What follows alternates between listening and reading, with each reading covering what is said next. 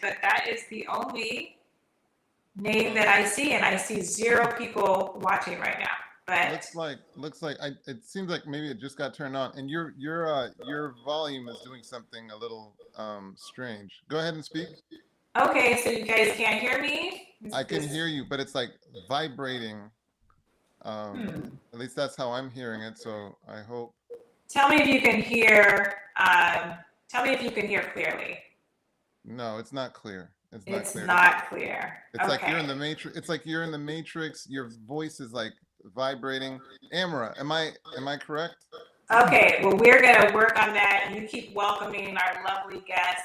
Um, I I definitely want to welcome our guests. I see Haiti. I see Clint. Clint, it's so good to see you, man. It's been a minute, like Sister Atonte mentioned. Um, so yeah, so Haiti mentioned that she saw the echo as well. Um, and I see Mildred. Good to see you, Mildred. If this is your first time on, just put a 1 in the chat. Let us know if this is your first time here. But we also very much appreciate our regulars. So, Clint, good to see you, man. How was your summer? You believe it's over already? I see Joanne. Okay, one of our faithfuls. Good to see you, Joanne. All right, Sylvia from Arizona. Yeah, feel free to put in the chat where you are joining us from. Um, so we definitely love the global audience. Um, all right, so Hattie, this is your first time. Well, we love that as well. And we see Clint saying that he is still alive. And of course, we absolutely love that. Did the summer go by fast enough? My goodness, man, you just blink your eye and wow, we are back in the fall. Kids are going back to school, and our schedules are, I guess, looking a bit more regular. And here we are for another Mental Health Monday. We this segment are going to talk about the power of the influence of fathers. It can sometimes be so easy to miss the critical role that a father plays and the contribution that a father plays in a home. So glad that you and I get to do this, Sister Tante. yes, I'm happy too. Can you tell me if my mic is if it's better? Mike is still doing something a little weird, where it's like it's crackling and popping a little bit, It's still crackling and popping. Okay, and so you and continue I'm on. I'm You echoing a continue. little, and I'm It's echoing a little. it I'm is echoing. echoing. I Okay. am, yes. Um, so, and I see Charlotte from Texas. So yeah, welcome, Charlotte. So what I'm going to do is I'm going to say a word of prayer, because that, of course, is in order. Our Father and our God, we thank you for the amazing discussion that we are going to have today. Lord, we thank you for the gift of the family. And uh, today we want to uh, place a special focus on fathers and what they contribute to the family. We're looking forward to awesome questions as well, and of course, thank you in advance for solving the audiovisual issues. We pray this in your holy name. Amen. All right, how you doing? Amen. Can you hear me? Loud and clear. You're good to go. Um, Okay, so good. I did have prayer, Sister Tante, but I before we heard you. go, I could hear you the whole time when you were praying. So, oh, amen. awesome. Amen to your prayer and welcoming everybody. Sometimes we go to the more high tech cameras, audio. Now we're just on my computer and it's working just fine. So, we're just going So, to stick with that for but today and work on that for our next time. But we're before happy to. before we go much further, can we pause and just shine a spotlight on 25 years of marriage for you and Pastor? Yes, it was been 25. It's been 25 years. Oh, well, there's Pastor. Yeah. There's Pastor kind of. I see. I see. He's trying to show you his shirt. I don't know if they can see. What does it I say? What does it say? I I love my love wife. my wife. There it is. And he proved it. He serenaded you. Oh my goodness, He man. did. It was sweet. It That was very, that very was sweet. awesome. That was Very- awesome. I It was was. like, It was. man, It's. he's like raising that bar. Yeah. Yeah. I'm like, what are you gonna do next year? No. No. But it was very, very, Oh, very sweet. So that's right. yes, there's lots of things that have been happening since we've been off. Like you said, our kids are all back in school, and I'm sure many of your kids are back in school. We've traveled the world. We've had this summer break time to just kind of recuperate. Still busy, but we are so happy to be back with all of you for this very special night of the week where we talk about mental health. I heard you introduce the topic, and we want to take your questions. So please put in the chat as we begin to discuss um, the fatherless homes, how that impacts our mental health, and we know that it does. I don't know if you have any statistics to bring out as we start our conversation. It's funny. I what I more found was just content on some of the impact that that a father being absent can cause. So Right. in the absence of a father, it can cause children, for example, emotional distress. Mm-hmm. And just a range of the emotions that they can experience include sadness, anger, confusion, abandonment issues. And of Right. course, you can see how those emotions can then lend themselves to anxiety and depression. Yes. Okay? Especially when there is not a network of social support to catch them. Mm-hmm. Um, of course, there are other things such as low self esteem. Children may develop a low self esteem and feeling inadequate, perceive that their father's absence is a rejection or Mm-hmm. perhaps even a reflection of their worth. Right. And they blame themselves. They may potentially blame Mm-hmm. themselves. So Mm-hmm. think about, when a child is in that vulnerable state of development, imagine them having to entertain and sometimes even internalize those kinds of concepts. You can see that those are wounds that can reverberate through their life. Right. And obviously, when they're struggling that way, it can then subsequently translate into behavioral issues. So they Mm-hmm. might be acting out and as they try to cope with their emotions. And so you might see some behavioral problems at Mm-hmm. school, including aggression, defiance, and even sometimes withdrawal from Mm-hmm. activity. All Mm-hmm. of this from father being missing. Yes. Um, there's, what were you going to say, sis? No, I was agreeing with you, everything you said. And, when a client comes in, I mean, they fill out the forms and kind of say what their goals are in therapy. And even if they don't state, like, they're not going to state like their relationship they had with their father or mother on the forms. But one of my first questions as they're beginning to explain their situation, whatever they're going through, why they want therapy, I ask them, what's your relationship like with your father? What's your relationship like with your mother? That will take me in a direction it actually is beneficial for the client because I feel like it takes us to where we really need to go faster than doing. I mean, we still do a lot of therapy sessions, but without those questions, there would be a lot more, if that makes sense. Um, the what your relationship with your primary caregiver, and tonight we're talking about your father, if he was absent and was not present in your life, impacts your mental health directly for all the reasons where you said, and some of the symptoms of what we see is depression, anxiety, anger, maybe turning to drugs and other bad behavior, just because they're so angry and they're trying so badly to fill that void with things that absolutely cannot do that in an unhealthy way.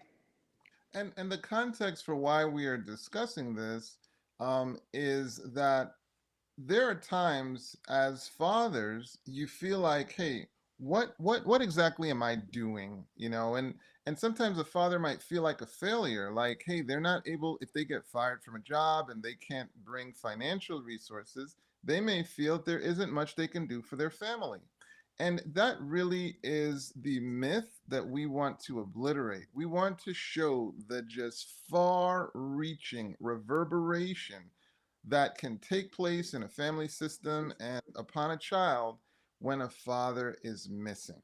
Okay. I mean, it can just Mhm. be absolutely profound. Now, for those of you that have experienced dad being missing, you are not necessarily doomed to everything that we just described because of the Okay. amazing resilience that we often are capable of. Yes. So I thought it'd be a good idea now, Sister Tante, if we put some meat on the bones and talk about our experiences with our father. Okay. Um, That's and fair. so, you mind if I ask, hey, so how was it? What was it like with how you grew up with your dad? Yeah. So with my dad, he definitely was present and very active in our lives. Yes, it was very positive. My dad did the very best that he could to show me and my brother how much he loved us. And he was doing that from not because his father was there but not present. His father was an alcoholic. His father was a womanizer. Like he just did not have that example to how to actually be a father. And then his father, my grandfather actually passed away when my dad was 18. So his example of what a father should be like was not, he didn't see that portrayed by his father. So my father was, pulling from whatever I get God, but natural resource, just resources that he saw on how to be a father, and he did a really good job at that. I mean, I always felt extremely very loved, and he was always there for us. Um, yeah, as a That, father is my parents' marriage was like a little different story. Like again, he didn't really learn how to be that type of husband, but as a father, he was amazing to me and my brother. and so when did you find that you took that experience and it influenced how you chose your spouse ultimately? Were you you Um, notice that you were well, measuring? I definitely, um, my father was a good man. He was a great man. So I definitely knew how I wanted to be treated. Like he treated me really well. So I wasn't going to go to somebody, I wasn't looking for somebody to treat me differently. My kids will tell you, like my father spoiled me, and I can't say I was looking for a man to spoil me, but I was like used to being very taken care of and loved, and like that's all I knew. So I'm not, I think subconsciously, yeah, I was looking for someone that was going to continue not to spoil me, but to love me well. The spoiler. So, I'm just joking. I'm just yeah, joking. No, well, thank you. Thank you for being so transparent. yeah. And I hope that put a one in the chat if you're grateful for Sister Atonte's transparency. Because that it's not an easy conversation. And I in the not too distant past, I know that your dad passed away. Yeah, So that that was I'm sure that was a painful loss when you it was. consider what It was. a powerful man. Mm-hmm. So now Mm-hmm. we're going to trade places, and I Yeah. get to Tell me get about into. yours. So of course I was born in Panama, and my parents, I guess they got together maybe in their early 20s, and so my father would ultimately they decided, hey, they were going to come to the United States to explore more opportunities for the family. So Mm-hmm. I was the youngest, and my brother was older than me. And I guess in the process of that transition, the relationship disintegrated. And it's funny because as a kid, you see things in black and white. You see, well, this one's wrong, this one's right, and then you grow older and things become more complicated. You have different perspectives, on things. The bottom line is, um, in order, so now my mom took on the task of coming to the United States to make a life for us, and she left us with my grandparents. Mm-hmm. Now, the significance there was that's where I got to experience a two-parent home. And that's where I really got an example of manhood in the person of my maternal grandfather. Okay. So very spiritual man. He was like the first elder of the church. Mm-hmm. And back then, when you say first elder, it's actually like pastor because Right. pastors would have 16 church districts. So these congregations see the pastor maybe like Mm-hmm. once every quarter or something, like that. But you got to see his example. You got to see his consistency, his rigidity, his devotion to family. But not just that, his ingenuity in solving problems, because this is in the rural part of Panama. So what that means is, you're your police force. You're the hunter. Any problems you have to solve them. And Mm-hmm. really set an example of being someone who really used his ingenuity to be self-reliant. But again, it showed me an emblem, a symbol of what being a provider and leading a home looks like. So when we then came to the United States, my mom, of course, it was now a single parent home. And the other that support that we talked about, again, Mm-hmm. now it presented itself with the church. Because even when we didn't have a father per se at home, you saw the symbols of fatherhood in the person of the men that were supporting their families at church, and you saw fatherhood displayed. So it was another supportive environment, and the Adventist church was definitely a rich symbol for me. So I Mm-hmm. guess I'm saying, even when there are deficits, sometimes there is community support that can come behind you Yes. and provide you that missing piece. And Mm-hmm. I feel like for me, it certainly did exactly that. Mm-hmm. And and it's funny because part of the pain I experienced in dad not being present, my healing was in being present for my child. I wanted to make sure she experienced a two-parent home. I wanted to make sure that she experienced a father who was committed to her, prepared to defend her, prepared to be a source of support, and connect her to the dreams of her choosing. So that was very important. Well, um, yeah. So okay, there we go. So I hope that was helpful. So let me go to the chat. This is where you guys can post whatever questions you might have. Um, let's see. I see Amara saying that she was a daddy's girl, even though daddy rejected Jesus as Lord. Agnostic. He had always been someone that, I guess her father was always someone that she respected for how he always put his family first and worked so hard. So he has had a huge impact on me.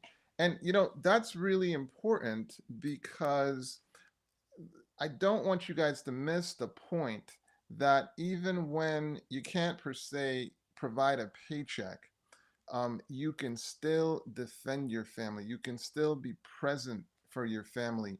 The family can still avail itself of your wisdom and your leadership, and that is infinitely more than your absence.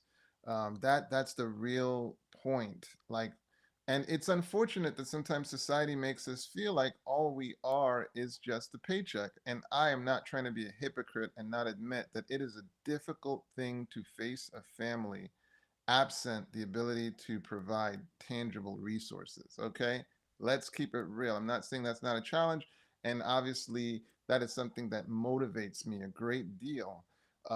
That, hey, I want to be able to provide those tangible resources, but I have to do it with the full knowledge that the bigger picture is that I provide more than a paycheck. Okay, I got a question. Does the father's presence automatically have the reverse effect as long as they aren't abusive? Does the father's presence automatically have the reverse effect as long as they aren't abusive? And by reverse effect, I'm going to presume you're saying that the father's presence negates the bad stuff. That's what I'm presuming that you're saying. Um, well, now we have to look at that word presence. What does it mean that they're actually present? Because just because you can be coming to the home and sleeping there every night and still being absent. That's an important thing to realize. That's why that word presence is so pregnant with significance. Um, just because you're coming to the home and you're sleeping in the home, it doesn't mean you're being a father. You can come into the home and you can choose to not engage the family members. You can choose not to place yourself in the midst and be a source of support to both mother and children. Be the voice of reason. Make sure you set a standard for siblings to understand that, look, it is not an option for you all to not get along. You're all each other have. You need to work your issues out. You can be in a home and not set those kind of standards and provide that kind of leadership. We all know people who there might be a leader to the company, but they're not providing actual leadership. So presence does not mean you're delivering. And in that situation where you're just being a shell, no, you're not going to necessarily negate everything. In fact, it can be even more painful that you're present, but you're choosing not to lead, because now the neglect is confusing. Now, why is it that I'm experiencing this pain and the person is present? That can make it even more painful. Okay. And so we are joined by Sister Okay. Atonte. Yes, Welcome hopefully. back. Can you hear me? Can you hear Loud me? and clear. Loud and clear. Perfect, perfect, perfect, perfect. Okay, continue. I don't want to cut. No problem. No I problem. don't want So to interrupt your in mid thought. no problem. And so the question that I was discussing was just, I believe it was Faith who asked, so as long as a father is present, are they negating all the bad stuff that happens if a father is absent? Are they negating everything? And I was sharing that just because a person is present doesn't mean they're actually leading. It doesn't Right, mean they're actually contributing and right. delivering from an emotional standpoint, so on and so forth. So And it's got to be more. I want to also just add on to that, you know, it is an issue when because you can have a father that is present, but their ways are emotionally abusive or physically abusive. So so being present is not 100%. That's all that it takes. Sometimes it's actually better if a father like that is not present. Profound. If the father is emotionally or physically abusive, or has other bad things going on, it's actually better for them not to be present because their presence is hurting the child so much. Profound. Profound. Um, Now check this question out. How do I, as a single mom, help my child deal with absent dad in the home? How do I, as a single mom, help child deal with an absent dad, in the home? You want to take this first? I do. I think the first, and this is so, I mean, the father's not in the home, the relationship didn't make it. So there's obviously, going to be some hurt feelings and a not close connection between, the single mom and the father. But the most important thing to do is to not speak negatively about the father, to the child, meaning the child can come up with his or her own conclusion by what he's witnessing or experiencing, but the negativity doesn't need to come from you.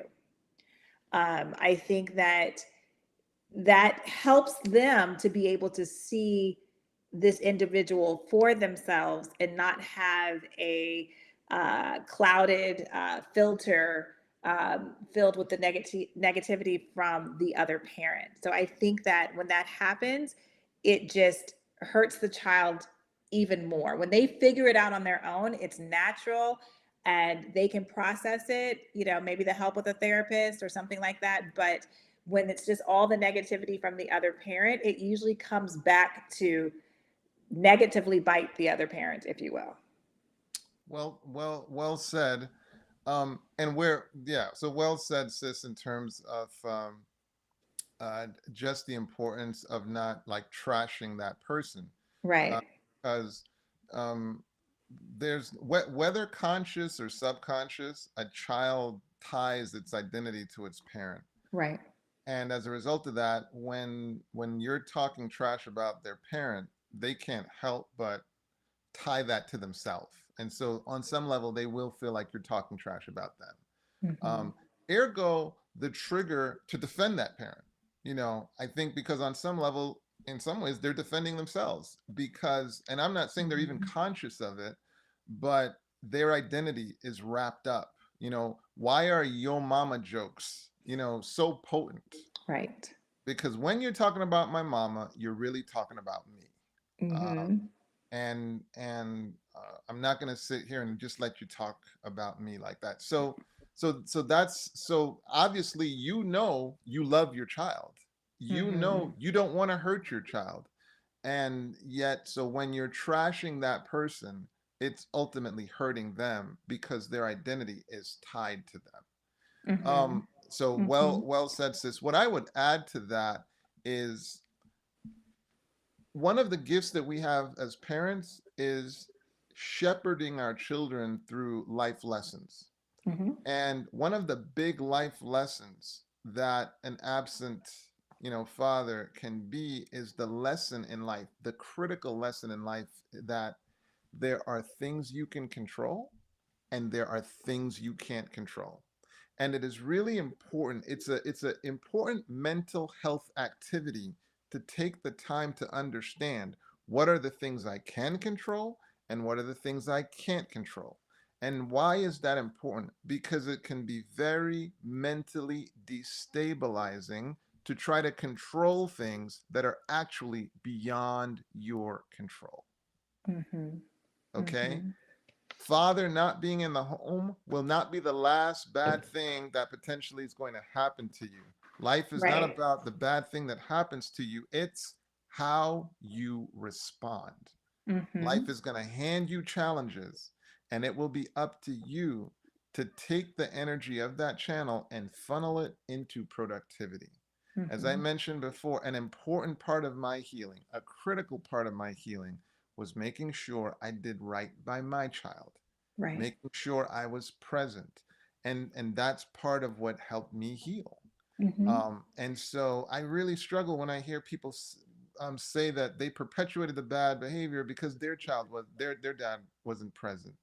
It's like Mhm. if you knew the pain of that, I can't imagine why you would not let that pain motivate you to not perpetuate it. Um, Mhm. so so we can't be doomed by the past. What we can say is, you know what? Now going forward, let me try to do better. Right. That's how I would handle that. Yes, and I've heard other people who did not have their biological parent, and this was someone that the mother wasn't in their life, but when they had their child, and they did everything for their child that wasn't done for them by their biological mother, it brought true healing into their life for the first time. They had really true healing. I mean, they had been in therapy and everything, dealing with the fact that their mom wasn't in their life. But when this person gave birth to their child, they said the same thing you said. And they said true healing happened then when they started to care for this child and love this child and get to experience everything that they didn't get to have from their parent, from their mother. So it's true what Well, your response. and part of that has to do with it's interesting how we judge our parents until we get into the parental role. Right. Until we get into the and you and I both know it's like we're watching our kids and it's like okay, wait till wait till you're in our position. And obviously we're in no rush for it. But the idea just being there's something about when you have to face those decisions, temptations, Hmm. challenges, provocations, and it's interesting how will you handle it the way you think you're going to handle it? Because a lot of times you may not handle it the way you think. Right. Shall we go into this question here? Yeah, Deborah says, what about a father who is present in the home but does not have an active part in their children's lives? Do they still have the same impact? Okay. And so we were talking about this a little earlier in terms of the reality that it can actually be tremendously painful for there to actually be a person present. So take for example the situation where a father passes away, and of course that child is mourning. Like at least it's clear to that person the parent's not there. But Mm-hmm. now if the parent is there, but they're absent, maybe they're not showing up for events, they're emotionally disconnected for whatever reason. I'm not judging, but Mm-hmm. they're just not present. They're not making that impact. Not only is the child experiencing the deficit, they're also dealing with the trauma of the confusion. Trauma at its core is confusion. Mm-hmm. It's like, I don't understand why this is happening. Trauma Right. gives birth to just a plethora of questions. What's Mm-hmm. going on? Why is this? So you can see why neglect can be so traumatic. Mm-hmm. It can lead you asking so many questions, including, is it because I'm not good enough? These are the Right. kind of questions that you can start asking, like, is it my fault? Mm-hmm. And it's so critical for you to consciously, if you're a single parent mom, you constantly are pouring into that kid, like, it's not your fault. Mm-hmm. Life hands you some issues. It's your job to respond with greatness. It's your responsibility to heal, do those things that help you heal, but then take that pain and funnel it into productivity, into creating something, into not being destructive, into building a life, not destroying a life, into Mm-hmm. multiplying options, not subtracting options for your life going forward. Mm-hmm. And this is not the last bad thing that's going to happen to you, by the way. Okay, this just gives you a chance to condition yourself to not allow bad things to provide you an excuse to be maladaptive, to cope in ways that destroy than in ways that actually will build. Mm-hmm. Mm-hmm. Um, yeah, no, I 100% agree. And just to put a cherry on top of that, like just again, being in the home, physically, but not being present to where you're, emotionally connecting to your children, spending time with your children. It's not good enough. It's not good enough. So now check this question out.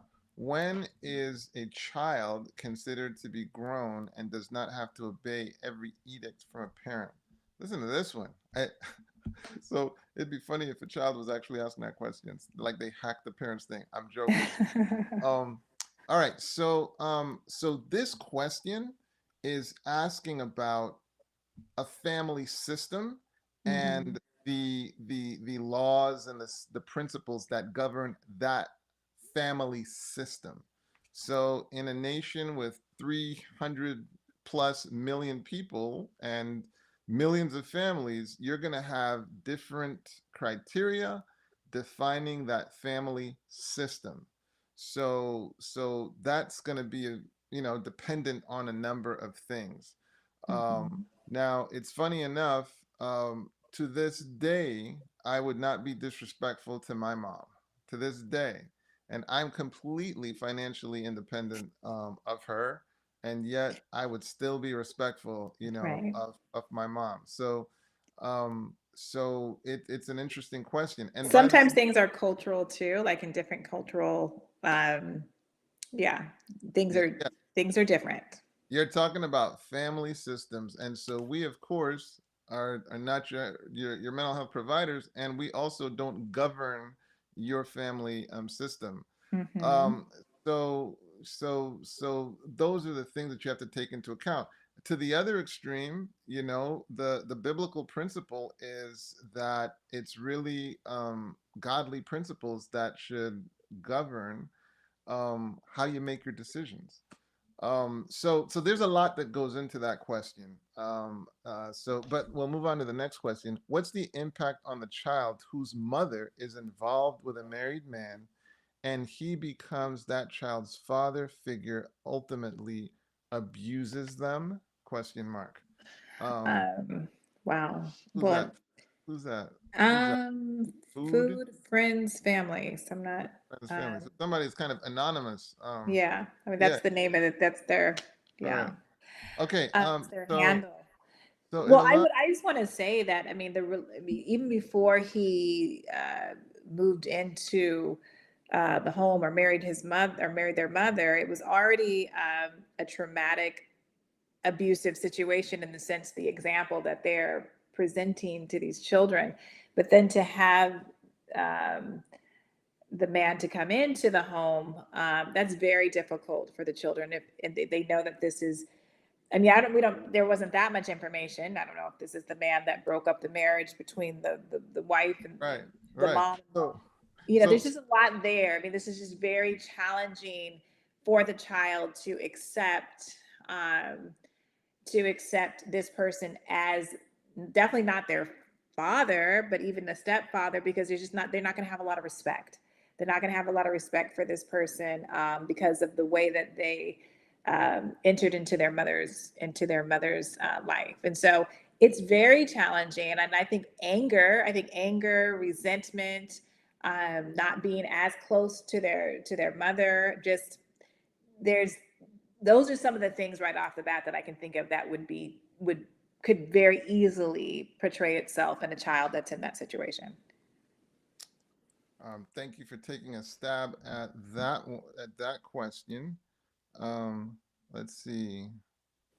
Was Adam mentally ill when he told God, "The woman you gave to me, she gave me that forbidden fruit"? Obviously, you're paraphrasing, Marvin. Um, so of course, Marvin is talking about the biblical account that we find in Mhm. Genesis, in which Adam and Eve were in the Garden of Eden, and um, after Adam and Eve ate of the fruit that God told them not to eat, subsequently God confronts Adam, and ultimately Adam says to God, the woman you gave me, she's the one that gave me of the fruit.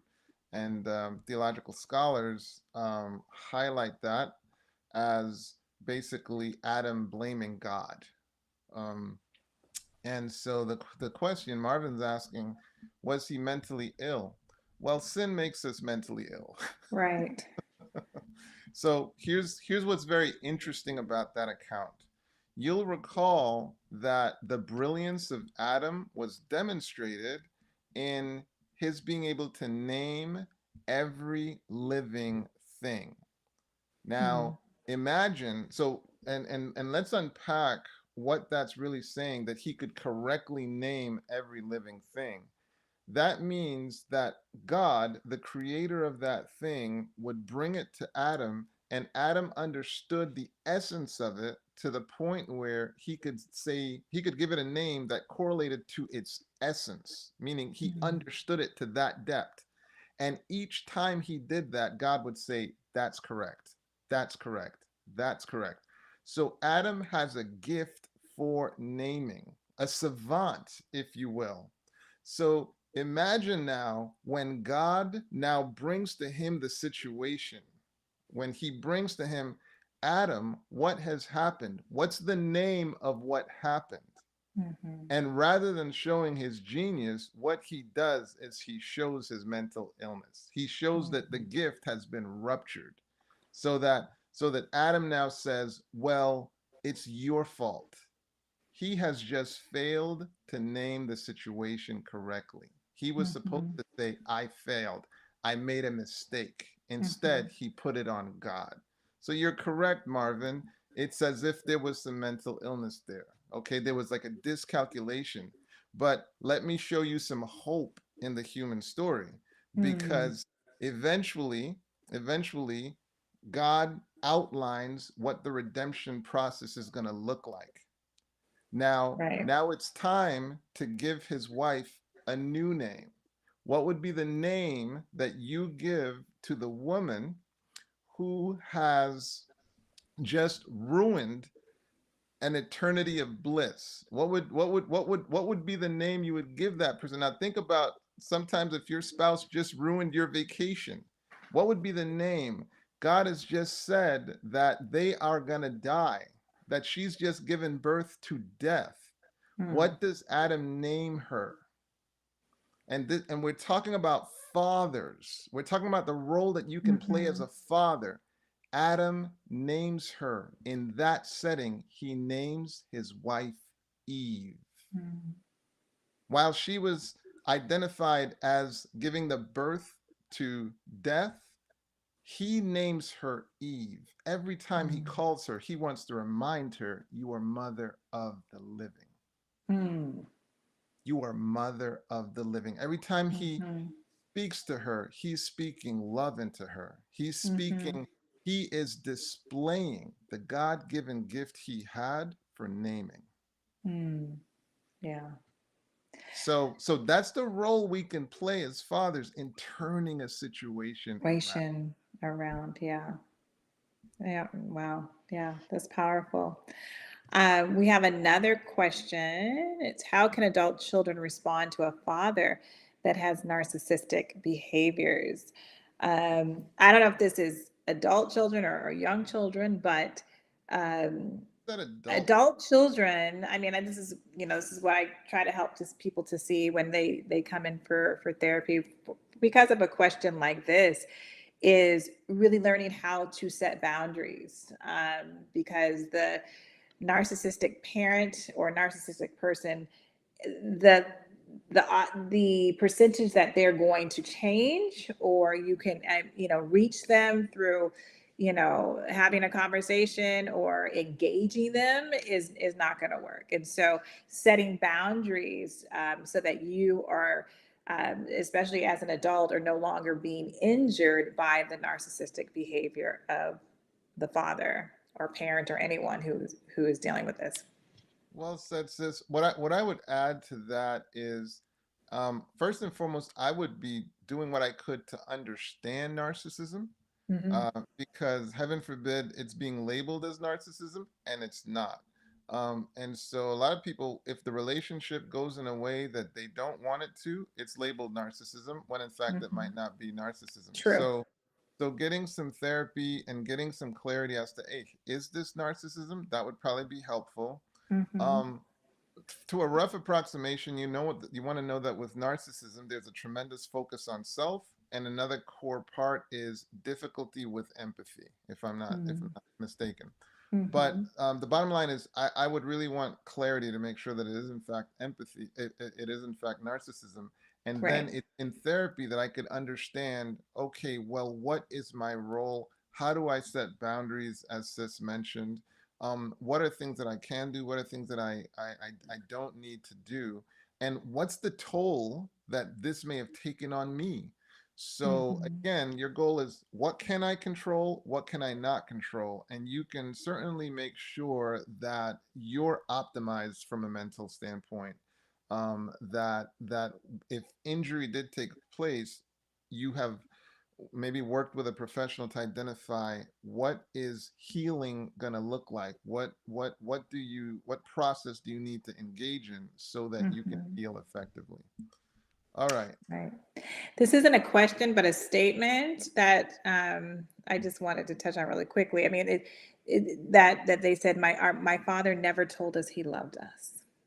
Um, and Profound. that just my heart just went out to this person. I mean, that is very difficult and hurtful and challenging, and it definitely will have an impact on any child's life as an adult. They may have trouble connecting emotionally and relationships with other people, having a hard time expressing their own emotions, and then of course just not feeling, um, I don't know. This father may have not said "I love you," but maybe presented that he may have loved. I mean, that's a leap. I can't see that. Like, if you love a child, like, you're not just going to present and act, and behave like you love them and not say that you love them. So that definitely will impact someone negatively as far as being able to connect with others and in their relationships as adults.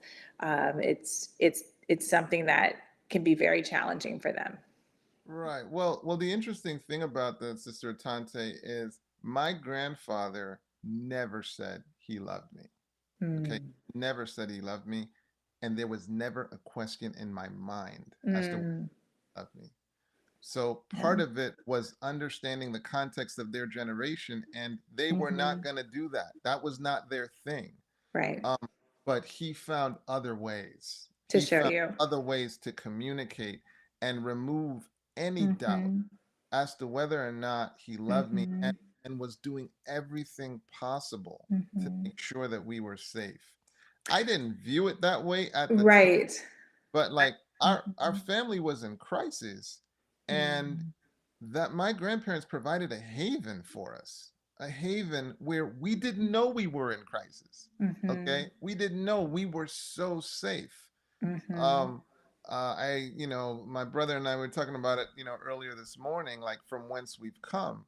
And Mm. what should have been sad days were some of our happiest days. And this was not a man that said I love you. And what it Mm. means is sometimes you have to take into account the context, you have to Mm. take into account the history, you have to take into account the person, and sometimes understand, well, where are they coming from. Now that said, I shower my daughter with "I love you." Mm. And even my brother and I today, we've grown to understand the importance of communicating to one another, "Hey, I love you," which was something that we didn't necessarily grow up with. My mom was not somebody that necessarily was telling you every 3 seconds, "I love you." But I tell you, when she Right. left the house and, she's in Bedford-Stuyvesant, Brooklyn, New York, coming home pitch dark of night, it was clear that woman loved us. She was Right. risking her life to make sure we were eating. So Mhm. she was And you communicating. understood that. She Mhm. was communicating love in the most meaningful way she knew how at the time, and she Right. is softened now some to where she'll actually say it. So that's one picture. And Right. another, and we're not saying that all people who don't say that they love you, Right. they love. We're not defending that. And especially if you've been somebody that's experienced that, may it please inform you to do something different, Mhm. and be sure you verbalize it, because the Mhm. verbalization is definitely important. Mhm. But I just want to give that different perspective, where Yeah. they didn't say it, but they said it. Yeah. They Their said it. They example. said it profoundly, and it reverberated Mhm. throughout our life. Yes. I think we have, excuse me, another question up here. How do you How do help a child who is grieving over the death of an an absent absent father? father. First and foremost, condolences, Yeah. faith, to whoever has to experience, such an awful tragedy. Um, so, one of the things that we find in therapy very often is it's like speaking is not the first part, you know. Right. It's really critical to listen. Mm-hmm. The more critical thing is to hear what's on that child's heart, Mm-hmm. and really be a reservoir to receive what they have to say in the language they have to say But it, they because need to hear, yeah. it will inform how you can respond. But if you don't know where they're at, then it can be hard to actually respond on their cutting edge. Mm-hmm. And by cutting edge, I just mean respond in a way where it's gonna land and it's gonna actually impact them in a positive way. Mm-hmm. So you're really trying to give that person an audience to hear them. Um, as far as the thing to communicate, for me, it's really, look, it's interesting how, without question, if you review your life, you will be able to drill down to some negative things that have happened to you, and some Right. profoundly negative things that have happened to you. And the flip is often true. A careful review of your life will also show you that there are some profoundly awesome things that have happened to you. And Mm-hmm. why can I say that with reasonable confidence? Because scripture tells us that the system of this world is good and evil.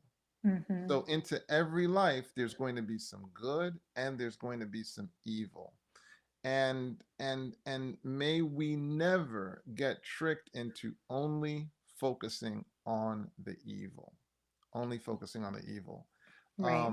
But this is by no means saying to, well, let's just focus on the positive. Let's just ignore the fact that this awful thing has happened. No, let me hear how this is impacting you. Whenever you want to Mm-hmm. talk about it, I'm here for you. What has this done? What significance? How is this impacting you? I'm here to listen. I'm here Mm-hmm. to, sometimes you don't even have to speak. We can just be in the same space together. Right. I'll just hold you. And that's Um, what true empathy is. Mm-hmm. I will sit in this discomfort with you. With you. With Mm-hmm. I will sit in this pain with you. Mm-hmm. I don't have to pull you out, um, so that you have to be where I am. No, I Right. can be where you are. The and I don't I think in a prior segment I talked about the illustration in which a child was lying down in the driveway in the rain. Okay, and we're not championing this by any means. Okay, Right. so this is we're not championing this. So you see mom pulling up the van. I think it might have been the mom, but it was a woman pulling up the van. Again, it's in the rain. She gets out of the car and she lies down next to the child in the rain. Okay. Mm. We're not talking about what you should do. We're just talking about a symbol of Right. empathy, an example of empathy. Right. Mom and anybody else in their rational mind wants to go in the house where Where it's it's dry, dry. where it's clean, where it's not wet. But for Mm-hmm. some reason, that child, that was the space that they were in, which is that example of sometimes when you're mourning, it is wet in that space, it's cold in that space, it's Mm-hmm. uncomfortable in that space, but it's the space that you're in. And the Yes. people that reach us are the people who will sit with us in that coldness, sit with us in that wetness, and be there with us. They're the Mm-hmm. ones that get the credibility to then say to us, hey, is it okay if we go in the house now? Right. Okay. And again, I'm not championing this is the way you need to live. Your child's out in the driveway, you get under there with them, and that is not what we're championing. That is not advice, okay? Mm-hmm. But we want to give you an example of, or an analogy Mm-hmm. of what empathy can look like. The ability to sit in the space with that person. Right. No, beautifully, beautifully said. And I think, also, just how much grief therapy can be for at any age, but especially for the child. And I don't know how old this child is, but taking them to, a mental health counselor that specializes in grief therapy can be very beneficial. And then, like Dr. Whyte has shared, in their, everyday communication and relationship with you as the parent, that type of example of empathy can, coupled with therapy, can be very healing for this child who, I'm sure, has just so much confusion of what has, transpired and the loss that they're feeling in their life. So yes, I agree with everything you just said. We um, have another, not a question, but a statement. My dad sent us away and expected to still have a good relationship with me. Um, I just want to speak to that. I mean, I think there's fathers and even some mothers who are not emotionally, not just physically present, but emotionally present for their children throughout their life. And then as adults, they expect to, like this person has said, to have a close, intimate, good relationship with that person. And I don't know if this person is wondering, like, what do I do? Am I supposed to have a close relationship? I'm just kind of feeding maybe some thoughts into this statement. But once again, it takes more to be a parent, a father, or a mother than to just bring a child into this world.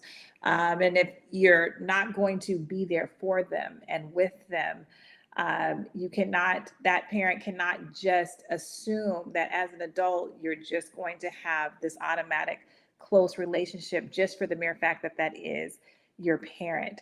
And so, as you're processing this and trying to make decisions how to have a relationship with this father, you have to again consider, what am I comfortable? You have to ask yourself, what am I comfortable with? Do I do I want to have a closer relationship with him? Do I need to set certain boundaries so as I'm moving forward and trying to have this closer relationship, I feel safe at the speed and that it's going. And so, as an adult and as an individual, you have the right to ask yourself these questions and to set these boundaries and to make these decisions. And you're not a bad person. You're not a bad person because you didn't ask to be sent away or not have a close relationship with your father and him not be present in your life. And now, as an adult, you have to make these decisions for yourself. What is going to be the healthiest and best thing for you? And like I tell people, like you have to set your boundaries because these other people in your lives are not going to set boundaries that you need. Only you know what boundaries you need or that are going to make you be happy and healthy and okay. Yeah, what a compassionate response, sis. Um, Roanne German mentioned, I took care of my dad until he fell asleep here at home last year. I took care of him for 10 years. And Rayanne, sincerest condolences to you, but also just want to celebrate that you got to do that. Um, a lot of times when we're in the process of raising our children, we don't raise them with the understanding that we are raising our parent. We are raising our parent. You'll Mhm. remember the rule: once a man and twice a child, Mm. once an Mhm. adult and twice a child. If we are successful in this game of life, then we're going to get to a point where we may need to be cared for by the very children we parented. And it is in that moment that that moment will ask the question, how did you parent? What was the Mhm. parent you produced?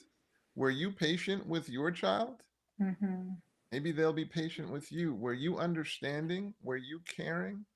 um, because we are raising our parent. And so I hope, Rayanne, that you're hopefully maybe your dad was wonderful to you, and in their older age, you were able to reciprocate that.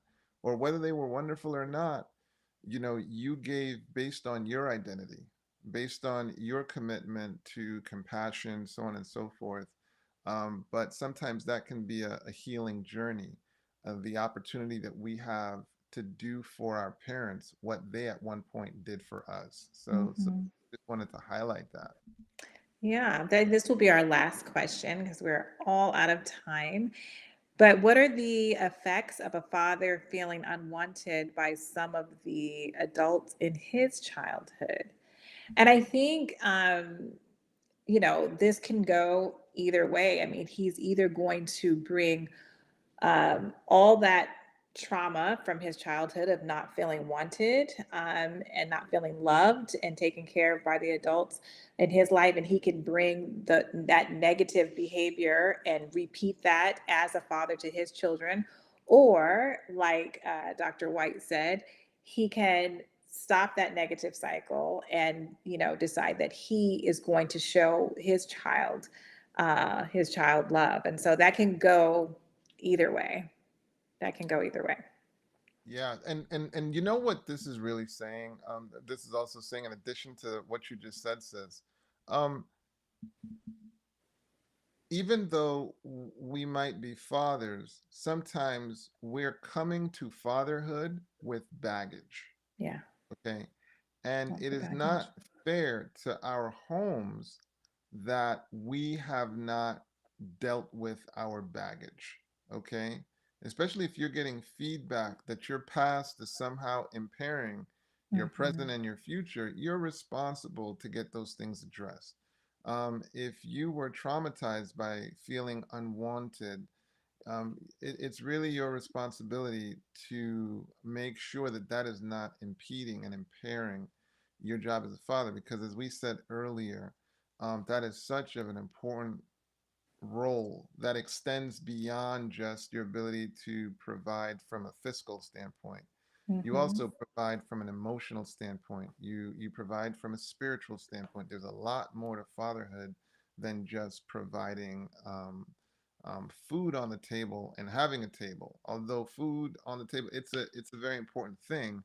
But a lot of us are coming at this with past trauma, with past hurts, with past Right. Unhealed trauma. and it's important to engage in processes that heal. Mm-hmm. Mm-hmm. Yes. Well, we are all out of time. You guys had great questions. I know there was a few that we didn't get to. We may want to extend this or maybe even open it up to homes that where mothers were not present, and so we will definitely continue this discussion because I can see that there's so many emotions and feelings about this topic because we've all been raised by fathers or not raised or hurt or just or loved, and there's so many components Definitely. here to everyone's being raised by different various types of parents. And so we feel like this is definitely a topic that we want to go a little bit deeper in. We will not be here next week, but we will be back the following Monday. So we're excited to just start this new season, and we plan to cover great topics like we did tonight, and even have several guests on as well. So even though we will not be here next week, our True Health Tuesdays will be back next week. So I definitely want to encourage you to watch Dr. Schwartz and Dr. Reynolds because that's powerful information. And just to let everyone know that Mental Health Mondays is a program sponsored by the Living Manna Church, and so please check out the programming that Living Manna Church offers on the Living Manna Church YouTube channel. You may be watching on that YouTube channel now, but on whatever social media you're watching on, you can find Living Manna Church and the programs that we have aired in the past. And so feel free to peruse all that programming. But we would love to have you join us and worship with us on Saturday afternoons. But again, we are just so very thankful to have each and every one of you. And we look forward to seeing you at the next Mental Health Monday. So thank you. Thank you, Dr. Whyte. Have a great evening. Take care, sis. Always a pleasure. Yes. Bye-bye. Bye.